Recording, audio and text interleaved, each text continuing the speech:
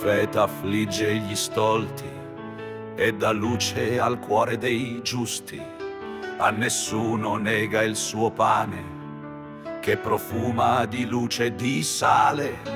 Più nessuno potrà gioire della vittoria o della sconfitta, che il dolore di ogni fratello è sempre una ferita aperta. Il profeta è colui che vive la parola come l'acqua del fiume. Il profeta va per la sua strada, superando ogni confine. In questo mondo di latta si lotta per non dover più lottare.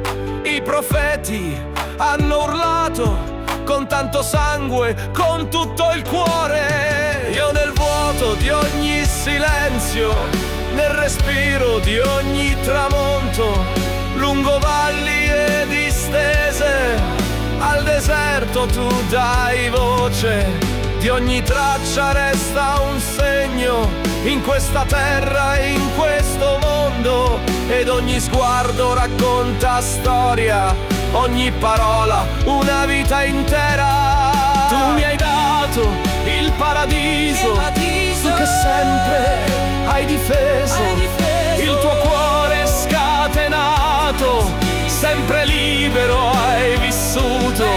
A te profeta io do il mio cielo, a te per sempre il mio pensiero, a te ribelle che hai dato voce, impertinenza e un pugno di luce.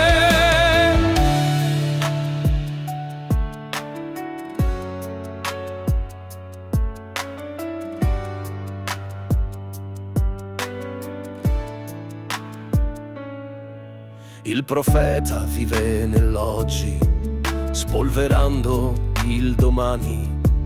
Lui che sa quanto sia dura superare ogni paura, a proteggerti ogni giorno dalle scorie di ogni pianto. Resta chi ha dato se stesso e sarà sempre al tuo fianco.